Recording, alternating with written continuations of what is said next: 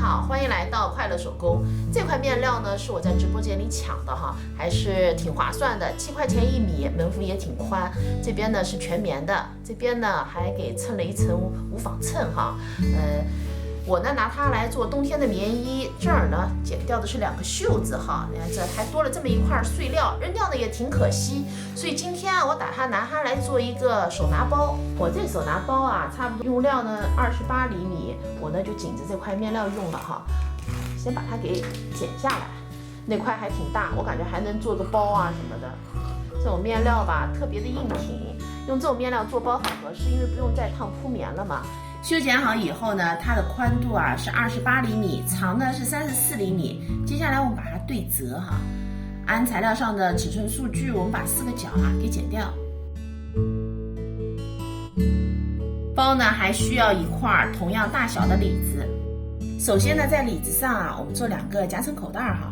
这2块口袋的材料呢都是18厘米的正方形，我们把材料呢对折，车上这3条边，留一个反口，翻到正面，然后呢把它搁在里子上，这边一个，这边呢也是一个哈，我们对准这条线。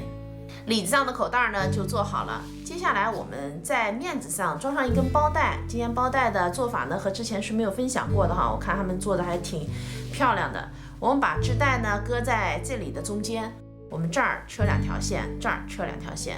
接下来呢，我们准备一根拉链哈，它的长度呢跟这条边啊是一样的，我们把拉链给分开，这边呢搁半根儿，那这边呢也搁半根。拉链的齿呢是向里的，然后啊各车1条线。车好拉链以后呢，我们盖上里子，正面和正面相对哈，咱们这儿车1条线，这儿呢也车1条线，在这儿是要留一个反口的。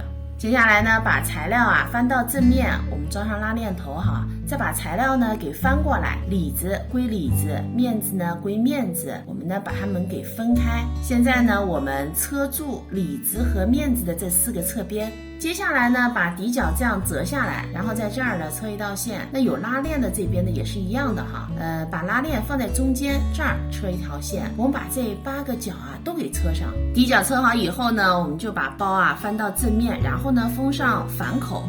我们这手拿包啊就做好了，怎么样？挺意外的哈，没想到碎料做出来之后效果还挺洋气的。这期视频内容呢就是这些了，感谢您啊花宝贵的时间来看我的视频，记得帮忙点赞哦，咱们下期再见。